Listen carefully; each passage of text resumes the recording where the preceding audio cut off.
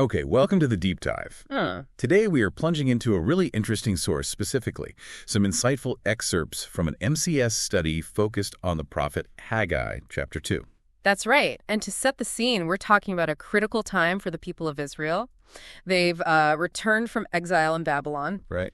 And they face this massive, really daunting task, rebuilding the temple in Jerusalem. So this study, it really zeroes in on the specific messages God gave through Haggai. And these messages were directly addressing the people and their key leaders, right?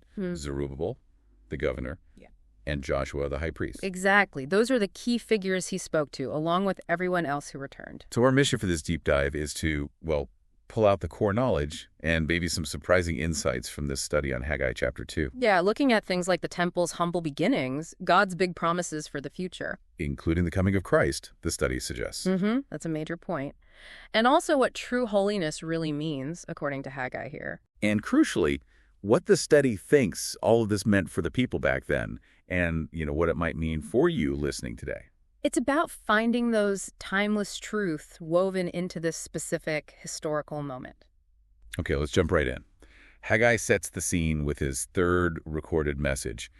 According to the study, this was delivered on the 21st day of the 7th month. And Haggai, well, he doesn't mince words. He directs his message specifically to the leaders. First, Zerubbabel and Joshua, and then to the rest of the community. He gets right to the heart of their struggle. And that struggle is captured in this really piercing question from Haggai 2, verse 3, as the study highlights it. Who among you is left that saw this house in its former glory? He's talking about King Solomon's temple there, the legendary one. Yeah, and then the comparison. And how does it look to you now? It seems like nothing to you, doesn't it? Wow, that's a powerful way to just acknowledge their disappointment. It really is. And the study points out how this connects directly to that account back in Ezra chapter 3. Oh, right. Remember, when the foundation of this new temple was laid, the older folks, the ones who actually remembered Solomon's temple, they wept. Yeah. They remembered the sheer scale, the beauty, all the gold. And then they look at this, humble foundation. No. It felt completely insignificant. They were stuck comparing it to the past. Exactly. So focused on that physical comparison, they couldn't really see the potential or the future glory God actually had planned for this very humble beginning. Oh, I think everyone can relate to that feeling, Yeah. You start something new, a project, maybe a new job, a calling, and you look at where you are, this small, imperfect start, and you compare it to some grand vision or someone else's finished thing or even your own past successes. And yeah, it just feels like nothing can be incredibly discouraging. Absolutely. And that very human tendency, that discouragement when we're faced with humble realities, that's exactly what God addresses next through Haggai. Which leads us right into this powerful turn in Haggai 2, verses 4 and 5. God's response to them feeling it's nothing is, what's direct and strong? He says, "Nevertheless, Zerubbabel, take courage now. And take courage, Yehoshua, and take courage, all you people of the land, and get to work." Get to work. But what's truly remarkable, and the study really emphasizes this, is the reason for that courage. The reason to work. Right. It's not about their skill or their resources or, how good they are at building. The reason given is simple and profound. For I am with you. Exactly. For I am with you and my spirit remains with you. He actually references the covenant promise God made way back when he brought their ancestors out of Egypt. Wow. So God's presence is the entire foundation for their courage, for their effort. That's the core of it. That changes everything, doesn't it? The power to keep going, to build, to act, it comes entirely from recognizing and relying on God's unwavering presence, not on how strong they feel or how impressive the project looked. And this isn't just, a history lesson for those builders back then. Yeah. The study draws a direct application for believers today. While God's Spirit empowering them was for building a physical temple, that same promise of his Spirit's presence is with us. As the study puts it, our humble bodies have become the dwelling place of the Spirit. Our bodies are the temple now. Right. And just as they had a physical structure to build, we too are called to build, but, well, in a different way. The study points out we are called to build the temple in the hearts of our fellow men. So the call to courage and work isn't just about stone and mortar then. It's about partnering with God's Spirit to bring his presence into lives, building up people. That's a really powerful expansion of the idea. It truly is. And moving from their present reality, God then gives them this incredible glimpse of the future glory, the glory connected to this seemingly insignificant house they're building. Yes, Haggai 2, verses 6 and 7. This contains this really dramatic, almost cosmic promise, doesn't it? God says he will shake the heavens, the earth, the sea, the dry land. And all the nations. And the result, treasures will flow in and the house will be filled with glory. I mean, it sounds like a world-altering event. And the study interprets this powerful imagery, the shaking, the glory that follows as a direct prophecy pointing to the first coming of Jesus Christ, to the temple. To that temple, the one they were building. Yes. The study argues that when Jesus entered that very structure, that was the ultimate glory, God's presence in human form, gracing that seemingly unimpressive building. But wait, it says it would happen in a little while, but Jesus' coming was over 500 years later. That doesn't sound like a little while. That's a great point, and the study addresses it. It reminds us that a little while, from God's eternal perspective, is, well, very different from our human timing. Okay, fair enough. So while over 5 centuries passed, it was God's precise timing for fulfilling this promise of his glory appearing in that house through his son. And then verses 8 and 9 add even more layers to this promise. The silver is mine, and the gold is mine. The glory of this new house will surpass that of the old, and in this place I will grant shalom. Shalom. Peace. This section beautifully sums up the future hope. First, God underscores his ownership of everything, the material wealth they might have felt they lacked. Right. Don't worry about the gold and silver. Exactly. But then he pivots to something far greater. The glory of this new house, marked by Christ's presence, would utterly surpass the material splendor of Solomon's temple. And the ultimate promise connected to Christ's coming to this place is shalom. Peace. And the study explains this shalom specifically as bringing peace to man from God. Okay, here's where it gets really insightful, because the study highlights a potential disconnect, right? The people were likely expecting shalom, peace, prosperity to come as a result of their hard work on the temple. And their meticulous adherence to the Mosaic law. Exactly. Their focus was on their own actions, their rituals, the physical structure itself. They probably thought their efforts would earn God's favor and blessing, leading to peace. But the study points out they didn't quite grasp that the law, while good, couldn't bring them that deep, lasting peace from God. They were fixated on the outward form. Right. The physical building, their religious practices, while God was promising something infinitely more valuable, a spiritual peace that comes through relationship with him, ultimately fulfilled in Christ. So they were kind of looking in the wrong direction for true peace and blessing, focusing on the building and the rules, when God was pointing towards his presence and grace. Precisely. And that actually brings us to another powerful illustration Haggai uses to reinforce this difference between outward actions and inward reality. Okay, the study notes a shift in time again. Now it's a second message, delivered on the 24th day of the 9th month. Yes. And here, Haggai uses a kind of legal test, almost. He asks the priests about scenarios based on Torah law.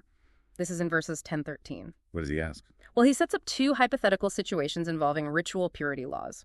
First, he asks, if someone carrying holy meat in their cloak touches other food with that cloak, does it make the other food holy? And the priests say? They correctly apply the law and say no. Okay, so holiness isn't automatically transferred just by touching something connected to holiness. Not this way, anyway. Right. Then he asks the opposite.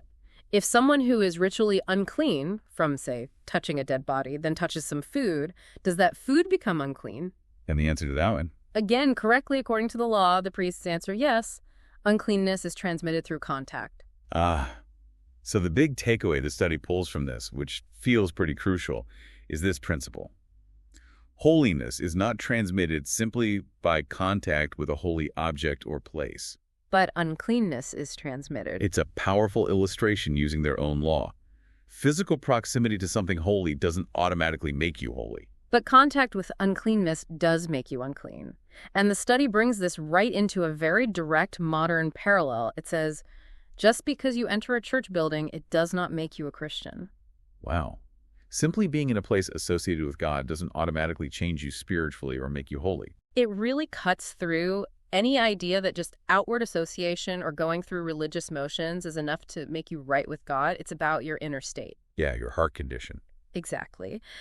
And Haggai immediately applies this principle directly to the people in verse 14. He tells them, that is the condition of this people, that is the condition of this nation before me, so that anything they offer there is unclean. That's incredibly stark. He's saying even their religious activities, their offerings in the very temple they were rebuilding were unacceptable to God. Yes, and the reason, according to the study, is clear because of their idolatry. Idolatry. Yeah. Even after the exile. Well, while they were physically back in the land and, going through the motions of rebuilding the temple, the study suggests their hearts weren't fully devoted to God.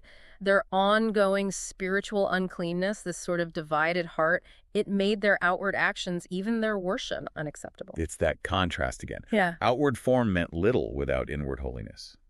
It really underscores that God looks at the heart first. Definitely. And then God contrasts their state of struggle when their hearts were focused elsewhere with the promise of blessing once they started obeying him by prioritizing the temple work. Right. This is in Haggai 2, verses 15, 17.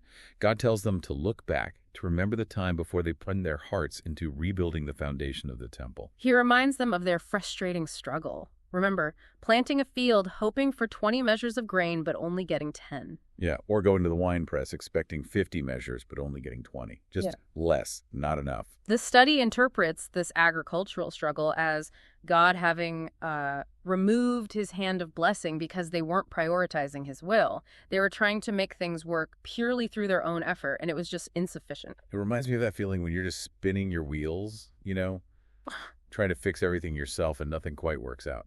It paints a picture of futility apart from God's favor. But then there's this dramatic turning point. A truly amazing promise in Haggai 2, verses 18 and 19. Okay, what happens? God says, from this day on, from the 24th day of the 9th month, consider this. There's no longer any seed in the barn. Meaning they had nothing stored up from their own efforts. Exactly. Nothing to fall back on from their past work. However, God says, from this day on, I will bless you. From that day, the 24th day of the 9th month. Now, the study makes a fascinating note about that specific date, doesn't it? It does. It points out that in the Jewish calendar, this corresponds to what we know as Christmas Eve, December 24th. Wow. And the study interprets this message, delivered on that date, the date associated with laying the temple foundation and also our Christmas Eve, as a powerful promise pointing towards the coming of Jesus Christ. Oh, so? Well, God tells them to look, their barns are empty, there's nothing saved up from their own work or merit. Yet from this day forward, the day they commit to rebuilding his house, God promises to bless them. So starting the physical work on the temple foundation on that specific date becomes this kind of profound object lesson, foreshadowing a spiritual reality. Exactly. The study highlights that this picture shows we can't be saved or blessed by our own efforts or our own stores represented by that empty barn. Salvation and blessing come only through faith in Jesus Christ. And the result is what the study beautifully describes as receiving a beautiful new home in him. Yeah. It really ties the historical moment of rebuilding the temple to the ultimate spiritual reality of salvation through Christ, emphasizing that blessing is a gift of grace, not something we earn. It does.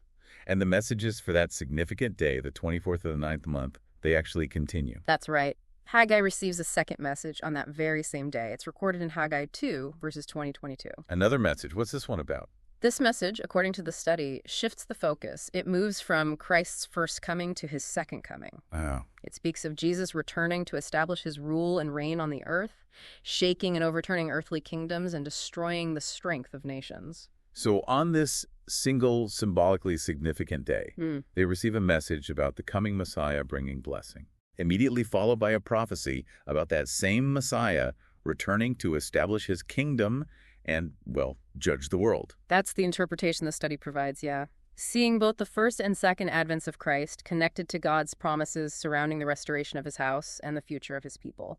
And finally, the study brings us to the very last verse of the chapter, Haggai 2.23. God addresses Zerubbabel again. Yes, he calls him my servant, and wear you like a signet ring, for I have chosen you. A signet ring. What's the significance there? Well, the study explains the cultural significance. A signet ring was used by royalty, by kings, to identify their authority and to seal decrees, giving them legal force, like an official stamp. Okay. So by calling Zerubbabel his signet ring, God was signaling that he was bestowing special authority upon him for his role in the restoration project. That's a really powerful image. Yeah. God basically saying, you represent me. You carry my mark of authority in this task. It is, and the study makes a crucial connection here. It argues that this promise of authority given to Zerubbabel was ultimately extended and fulfilled through Jesus Christ. How does it connect that? It points to the Great Commission in Matthew 28, verses 18 through 20, where Jesus declares that all authority in heaven and on earth has been given to him. Right. And he then delegates authority to his disciples for their mission. The study then shows how this authority was further extended to all believers in Acts chapter 2 with the coming of the Holy Spirit. So the idea is that believers today, as servants of God, also carry a form of his authority in the work he's called us to. Is that the parallel? That is the parallel drawn by the study, yes. And it leaves us with this final, really striking contrast. We are servants in this world, doing God's work. But the promise is that in our beautiful new home, we will reign with God. What a rich journey this study takes us on. Through just one chapter of Haggai, we've moved from that raw disappointment of humble beginnings. Yeah, that feeling of it's nothing. To God's powerful promise of his presence and the call to courageous work based on that presence. We saw the incredible future, glory and peace brought by Christ's first coming. Filling that humble temple. Learned that true holiness is an inward reality, not just outward contact. We saw that blessing comes from God's grace through faith, not our own efforts. The empty barn principle. Right. Looked forward to Christ's return and understood this promise of authority and future reign with God. It truly underscores God's consistent faithfulness, doesn't it? Weaving his promises throughout history, linking the struggles of those returned exiles directly to the ultimate fulfillment found in Jesus Christ, despite their shortcomings. It really does. And it leaves us with something significant to think about, doesn't it? Based on this study's clear contrast between focusing on, say, physical actions, buildings, religious laws, versus the spiritual reality of God's presence, peace, and salvation through faith in Christ. How does that distinction challenge our own understanding? How might our focus, whether it's more on outward forms or inward reality, affect how we pursue holiness or expect blessing today? That's a great question. It really prompts us to examine where we are truly seeking peace and validation. Is it in our performance, our rituals, our associations, our church attendance maybe? Or is it fundamentally in our relationship with God through Christ? Definitely something to ponder long after this deep dive is over.